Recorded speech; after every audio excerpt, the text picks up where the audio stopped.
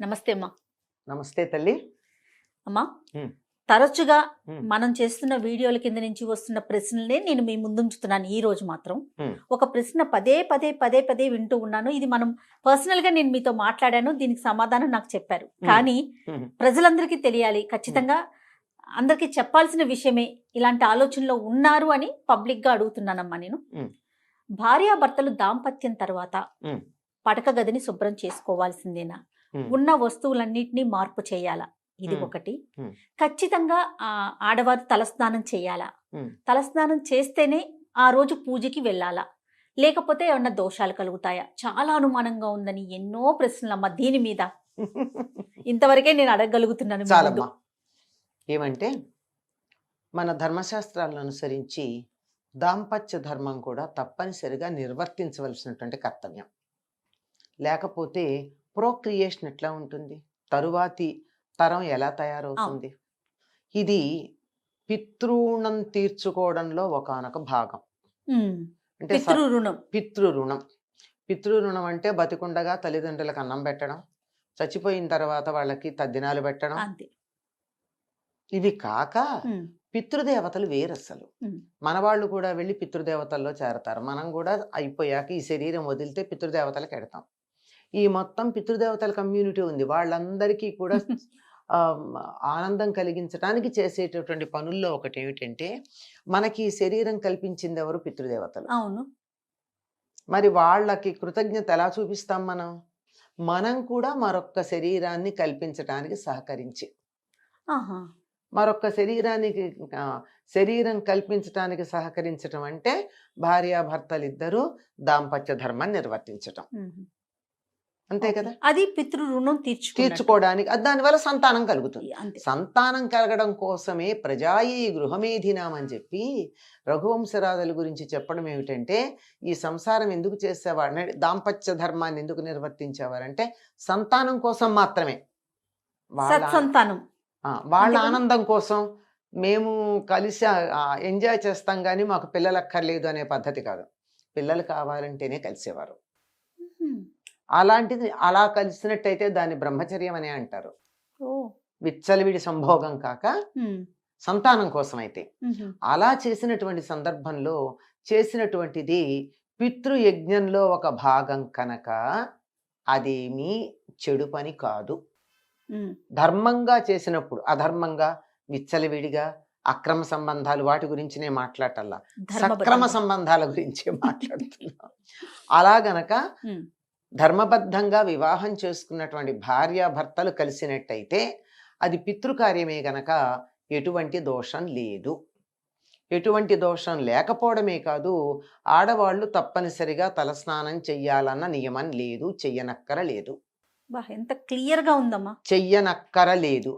నేను చెప్పాను ఆడవాళ్ళు అని. యెస్. గమనించండి. యెస్. పురుషులు తప్పనిసరిగా చెయ్యాలి.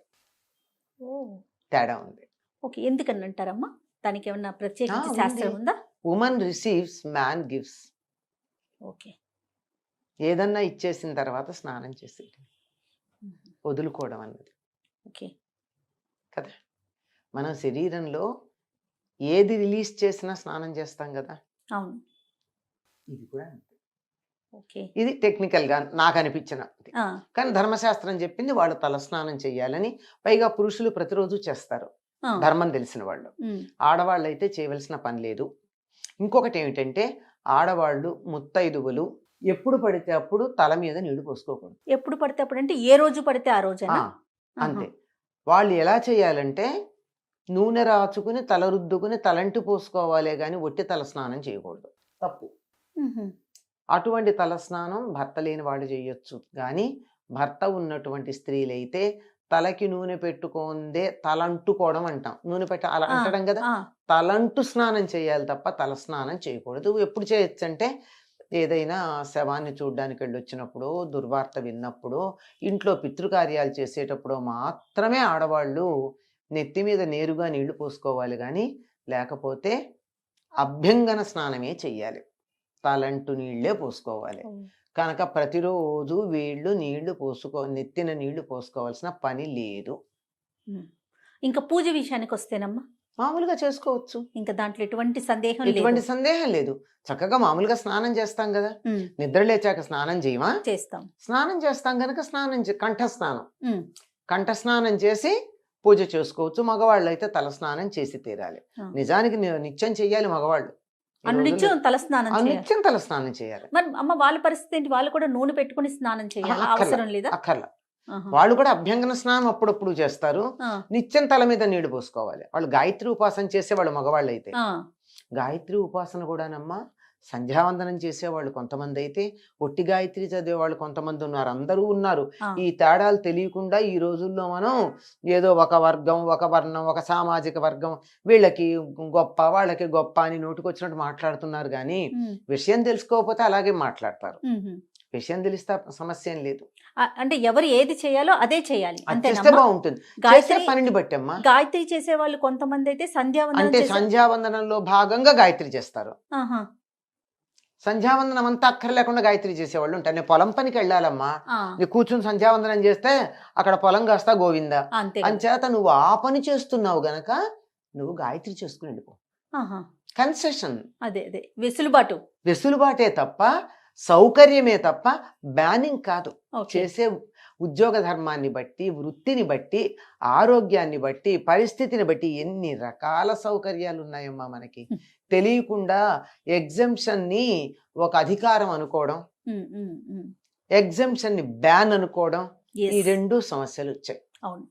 ఈ సమస్యల కారణం. Okay. అంచేత తప్పనిసరిగా మగవాళ్ళు చేసేవాళ్ళు Hmm. చేస్తారు, ఆడవాళ్ళు చేయాల్సినటువంటి పని లేదు. Okay. తర్వాత ఇంకో మాట కూడా అడిగారు, అన్నీ కడగాల? ఎస్, దీన్ని అంటుగా ముట్టుగా పరిగణించడం, తప్పుగా ఎవరిని ఇది- అంటుకోకుండా ఉండాలా? అలా ఏమీ లేదమ్మా, తప్పేమీ లేదు. చక్కగా ఏమీ కడగాల్సిన పని లేదు. కాకపోతే ఏమిటంటే మన పద్ధతిలో ఒకరి మంచం మీద ఇంకోళ్ళు కూర్చోరమ్మా. అవునమ్మా. అందులో పిల్లలదైతే పర్వాలేదు, కానీ భార్యాభర్తలు పడుకునేటటువంటి మంచం మీద పరాయి వాళ్ళు కూర్చోకూడదు, అంతే నియమం. ఉమ్. నియమం అది. అంతే. ఓకే. అంత కానీ ఈ రోజుల్లో ఏది మనం పాటించట్లా. ఉమ్. అందరూ వెళ్ళి బెడ్రూముల్లో మంచాల మీదే కూర్చుంటున్నారు, భోజనాలు చేస్తున్నారు, అన్ని పనులు వాటి మీదే చేస్తున్నారు, జరుగుతుంది. అన్ని పనులు దాటి మీదే చేస్తున్నారు. అందువల్ల ఉమ్. ఇంకా ఏం చెప్తాం. ఆ. కావాలనుకున్న వాళ్ళకి ఈ నియమాలు ఒకటమ్మా. సనాతన ధర్మంలో నా పదం అక్కర్లా, నేను ఒక పద్ధతిలో జీవిస్తాను అని అనుకునేటటువంటి వాళ్ళు ఇతరుల మంచాల మీద కూర్చోవద్దు, మన మంచాల మీద ఎవరిని కూర్చొనియద్దు. అంతే. దాంపత్య ధర్మం నిర్వర్తించినా నిర్వర్తించకపోయినా ఉమ్. ఎవరి మంచాలు వాళ్ళవే. అందుకే పూర్వం ఇంట్లో మంచాలు వేసి ఉండేవి కాదు, ఎత్తేసేవాళ్ళు హాయిగా, ఉమ్. రాత్రి పక్కలు అసలు వేసుకునేవాళ్ళు. ఈ బెడ్రూమ్ లో కాన్సెప్టే లేదేమో లేదు బహుశా. కదా. కదమ్మా? ఒక్కటే ఒకటి ఉండేది ఇంటికి, ఇంటి మొత్తానికి ఇంటి ఒకటి. మొత్తానికి ఈ పందిరి పట్టి మంచం అని ఒకటి ఉండేది, ఆ, ఆ. అదొక్కటే. ఓ. అది ఇంటి యజమానికి. ఆ. మిగిలిన వాళ్ళందరి సాయంకాలం మంచాలు పరిచి పక్కలేసేవాళ్ళు, పొద్దున్నే మంచాలు ఎత్తి పక్కలెత్తేసేవాళ్ళు. అసలు గొడవే లేదు, ఉమ్. సమస్యలు లేవు. సమస్యలు లేవు. సమస్యే పక్క వేసుకోవద్దు, అది సమస్య ఈ రోజుల్లో. ప్రశ్నలు లేవేమో బహుశా అప్పుడు. లేదు, పొద్దునంటే సూర్యోదయం అయ్యేటప్పటికి ఇంట్లో మంచాలు కనపడకూడదు. ఆహా. బెడ్రూమ్ ఒకే ఒక్క గదిలో తప్ప ఇంకెక్కడా కూడా మంచాలు ఉండకూడదు, ఎత్తేసి ఉండాలి, పక్కలు కనపడకూడదు. ఉమ్. అలాంటి నియమాలు ఉండేవి. ఉండేవి. సో ఇంకా అవి ఏంటంటే అన్రిటన్ లా, ఎవరు చెప్పక్కర్లా, ఆ. అలా నడిచిపోయేది. ఆ, ఎందుకు అని ఎవరు ప్రశ్నించలా. ఆ. సో ఇప్పుడు మన ప్రశ్నలోకి వస్తే కనుక ఎటువంటి నియమాలు పాటించిన అవసరం లేదని చెప్పాలి. ఆడవాళ్ళు పాటించక్కర్లా, రైట్. మగవాళ్ళు మాత్రం తప్ప. ఖచ్చితంగా పాటించాలి. నమస్తే అమ్మా. నమస్తే అమ్మ.